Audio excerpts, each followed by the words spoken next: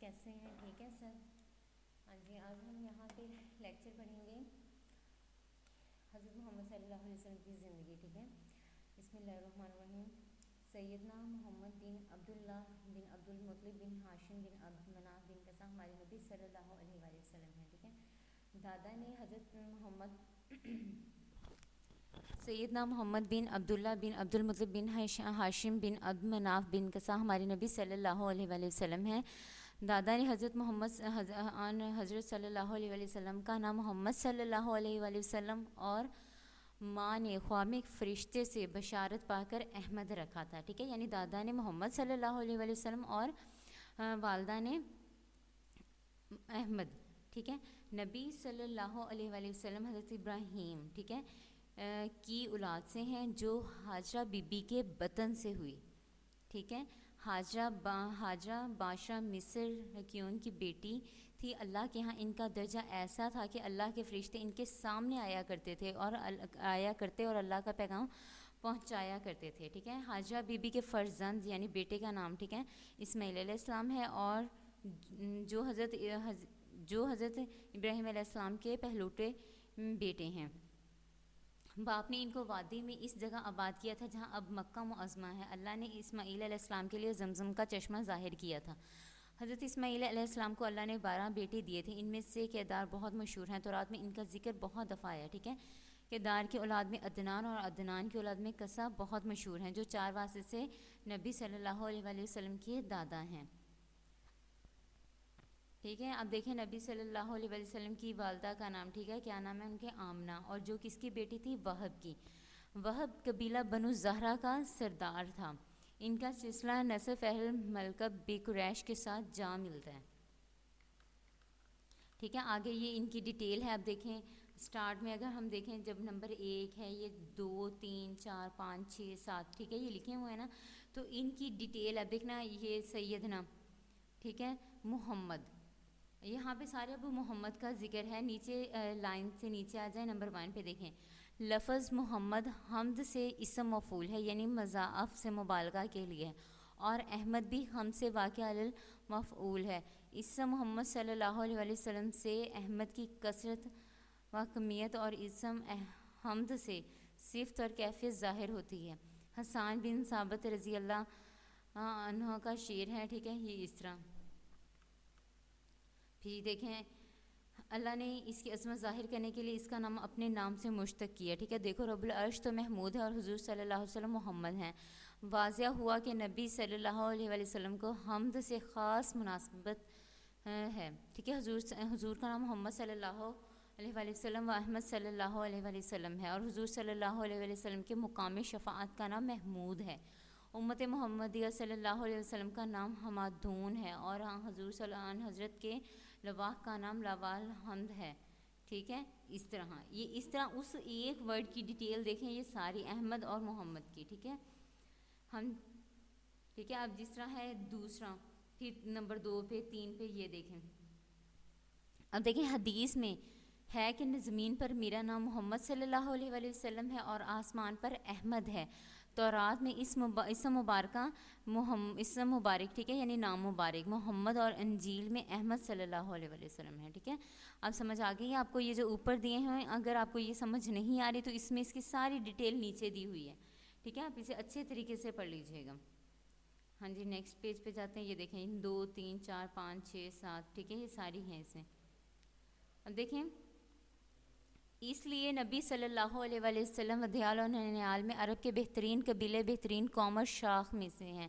ٹھیک ہے، ہمارے نبی صلی اللہ علیہ وآلہ وسلم اب دیکھیں یہ ہر منتھ کا اس میں بتایا گیا ہے. ٹھیک ہے، دیکھیں پنجابی میں بھی ٹھیک ہے، انگلش منتھس میں بھی ٹھیک ہے جسے دیسی مہینے کہتے ہیں ان میں سارے یہ بتائے گئے ہیں. دیکھیں اور وہ یہ بھی بتایا گیا ہے وہ سیزن کون سا تھا. ٹھیک ہے، گرمی تھی سردی تھی کس طرح تھا. ٹھیک ہے، دیکھیں ہمارے نبی صلی اللہ علیہ وآلہ وسلم موسم بہار میں 2 شنبہ یعنی سموار کے دن 9 ربیع الاول سنہ عام الفیل یعنی جب ہاتھی والا یہ واقعہ ہوا تھا. ٹھیک ہے، جب انہوں نے چڑھائی کی یہ نعوذ باللہ خانہ کعبہ کو ڈھانے کی غرض سے آئے تھے، مسمار کرنے کی غرض سے ہاتھیوں کا بہت بڑے قافلے کے ساتھ. ٹھیک ہے، ان دنوں کا واقعہ، ٹھیک ہے. پھر مطابق 22 اپریل، ٹھیک ہے، 571 میں ہے، ٹھیک ہے، ہجری میں مطابق یکم جیٹھ. اب یہ یہاں سے دیسی مہینے کا حساب ہے.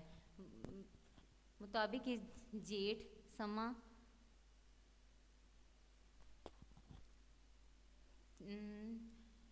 627 بقرمی کو مکہ معظمہ میں بعد از صبح صادق، ٹھیک ہے، و قبل از طلوع نیز نئے عالم تاب میں پیدا ہوئے. حضور اپنے والدین کے اکلوتے بچے تھے، ٹھیک ہے. والد بزرگوار کا حضور صلی اللہ علیہ وسلم کی پیدائش سے پہلے ہی انتقال ہو گیا تھا، ٹھیک ہے، یعنی ان کے والد کا ان کی پیدائش سے پہلے ہی انتقال ہو گیا تھا، ٹھیک ہے. اب آگے دیکھیں. عبد المطلب حضور صلی اللہ علیہ وآلہ وسلم کے دادا نے خود بھی یتیمی کا زمانہ دیکھا تھا. اپنے 24 سال کے نوجوان پیارے فرزند عبداللہ کی اس یادگار کے پیدا ہونے کی خبر سنتے ہی گھر میں آئے اور بچے کو خانہ کعبہ میں لے گئے اور دعا مانگ کر واپس لائے، ٹھیک ہے، یعنی برکت کے لیے. اب دیکھیں آگے محمد صلی اللہ علیہ وآلہ وسلم کا نام رکھا گیا، ٹھیک ہے. پھر قوم نے اس پر تعجب کیا، یعنی جب انہوں نے ان کا نام رکھا تو ان کی قوم بہت زیادہ حیران ہوئی کہ یہ کس طرح کا نام ہے، ٹھیک ہے. دیکھیں 7ویں دن قربانی کی اور تمام قریش کو دعوت دی. دعوت کھا کر لوگوں نے پوچھا کہ بچے کا نام کیا رکھا. عبد المطلب نے کہا محمد. لوگوں نے حیرانگی سے پوچھا کہ آپ نے اپنے خاندان کے سب مشہور ناموں کو چھوڑ کر یہ نام کیوں رکھا؟ تو انہوں نے جواب میں کہا کہ میں چاہتا ہوں کہ میرا بچہ دنیا بھر کی ستائش اور تعریف کا شایان قرار پائے، ٹھیک ہے. شرفائے مکہ کا دستور تھا کہ اپنے بچوں کو جب کہ وہ 8 دن کے ہو جاتے تھے، ٹھیک ہے، یہ ان کا یہ رواج تھا، جب بچہ 8 دن کا ہو جاتا تو دودھ پلانے والیوں کے سپرد کر دیتے، ٹھیک ہے. وہ ان کی وجہ کیا ہوتی تھی کہ وہاں پہ آب و ہوا اچھی ہوگی، ان کی اچھی پرورش ہوگی، ٹھیک ہے. اب دیکھیں اس کی بھی ساری یہ ڈیٹیل دی گئی ہے. اب نمبر 1 پہ اگر دیکھیں دوشنبہ، ٹھیک ہے نا، اس کا دیکھیں یعنی فصل بہار میں ہوئی، ٹھیک ہے، موسم بہار میں دوشنبہ سموار کے دن، ٹھیک ہے، یعنی وہ کون سی فصل بہار،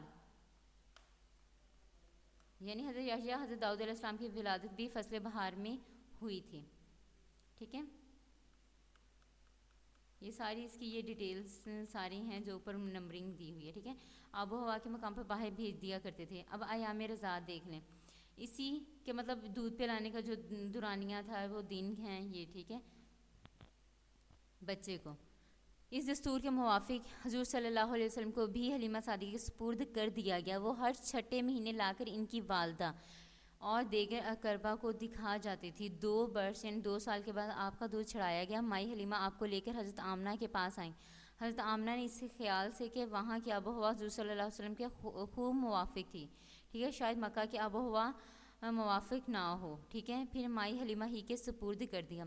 والدہ مکرمہ کا انتقال. جب حضور صلی اللہ علیہ وسلم کی عمر 4 برس کی ہوئی تو والدہ مکرمہ نے حضور صلی اللہ علیہ وسلم کو اپنے پاس رکھ لیا. جب حضرت محمد صلی اللہ علیہ وسلم کی عمر 6 برس یعنی 6 سال کی ہوئی تو والدہ کا بھی انتقال ہو گیا، ٹھیک ہے، اور دادا نے آپ کی پرورش اور نگرانی اپنے ذمہ لے لی، ٹھیک ہے. والد کا بھی انتقال ہو گیا آپ کی پیدائش سے پہلے، جب 6 سال کی ہوئے تو والدہ کا انتقال ہو گیا. پھر دادا نے آپ کی پرورش اور نگرانی کی ذمہ داری خود پہ لی، ٹھیک ہے. جب حضرت محمد صلی اللہ علیہ وسلم کی عمر 8 برس 10 دن کی ہوئی تو آپ کے دادا عبد المطلب نے 82 برس کی عمر میں وفات پائی، ٹھیک ہے. ابو طالب حضرت محمد صلی اللہ علیہ وسلم کے چچا تھے، ٹھیک ہے. دیکھیں جب حضرت محمد صلی اللہ علیہ وسلم کی عمر 8 سال ہو گئی تو ان کے دادا ابو کی ڈیتھ ہو گئی، ٹھیک ہے. اب ان کے دادا کا نام کیا تھا؟ عبد المطلب. اب ابو طالب ان کے چچا تھے، ٹھیک ہے. ابو طالب حضور محمد صلی اللہ علیہ وسلم کے چچا تھے اور آپ کے والد عبداللہ کے حقیقی بھائی. اب وہ حضور صلی اللہ علیہ وسلم کی نگرانی اور تربیت کے ذمہ دار بنے، ٹھیک ہے. اکثر کتابوں میں بیان کیا گیا کہ حضور صلی اللہ علیہ وسلم جب 12 سال کے ہوئے تو اپنے چچا ابو طالب کے ساتھ جبکہ وہ تجارت شام کو جا رہے تھے سفر میں گئے، ٹھیک ہے. اب بحیرہ راہب کی ملاقات، ٹھیک ہے. اب یہاں دیکھیں آپ بصری میں بحیرہ راہب نے حضور صلی اللہ علیہ وسلم کو پہچان لیا کہ نبی موعود یہی نوجوان ہے. چچا سے کہا کہ اسے یہودیوں کے ملک میں نہ لے جاؤ، وہ اسے پہچان کر کہیں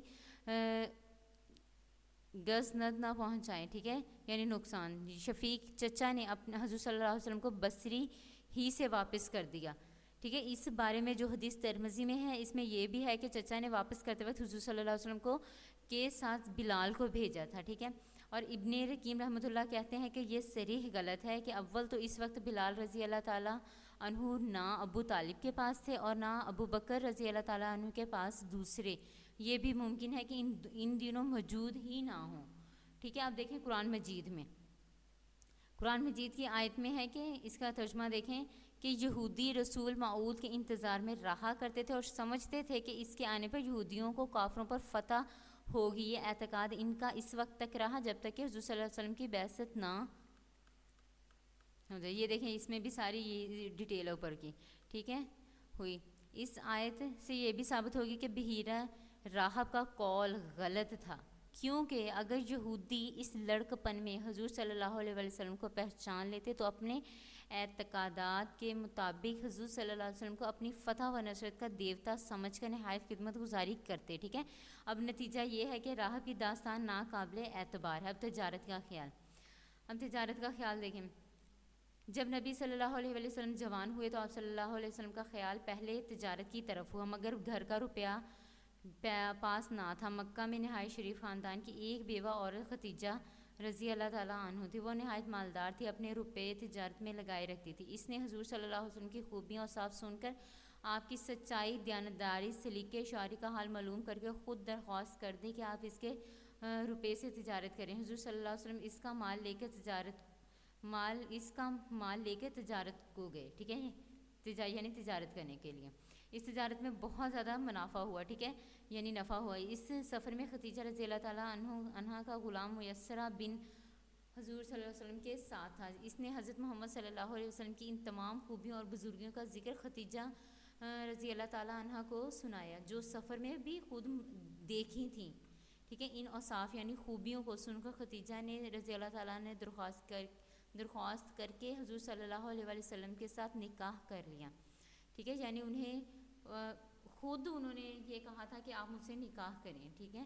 حالانکہ ختیجہ رضی اللہ تعالیٰ عنہ اس سے پہلے بڑے بڑے سرداروں کی درخواستیں نکاح کو رد کر چکی تھیں. ٹھیک ہے. اب نکاح دیکھیں. جب یہ نکاح ہوا تو حضور صلی اللہ علیہ وسلم کی عمر صرف کتنی تھی؟ 25 سال. ٹھیک ہے. اور ختیجہ بی بی کی عمر کتنی تھی؟ 40 سال. ٹھیک ہے. حضور صلی اللہ علیہ وسلم کے نکاح میں وہ 25 سال تک زندہ رہیں. ٹھیک ہے. حضور صلی اللہ علیہ وسلم ان کی وفات کے بعد اکثر ان کی محبت سے ذکر کیا کرتے تھے اور ان کی سہیلیوں سے بھی عزت اور شفقت کا برتاؤ کیا کرتے تھے. اس شادی کے بعد حضور صلی اللہ علیہ وسلم سارا وقت اللہ کی عبادت اور بنی آدم کی بہبود خیر اندیشی میں پورا ہوا کرتا تھا. ٹھیک ہے. کلاس آج آپ اتنا کریں گے. ٹھیک ہے. انشاءاللہ پھر اس سے میں آپ کو آگے پڑھاؤں گی. ٹھیک ہے. تاکہ یہاں تک آپ کا یہ اتنا کانسیپٹ کلیئر ہو جائے، نکاح تک، تجارت تک. ٹھیک ہے. اچھے سے اسے پریپیئر کیجیے گا اسٹوڈنٹس. اوکے. Thank you. اللہ حافظ.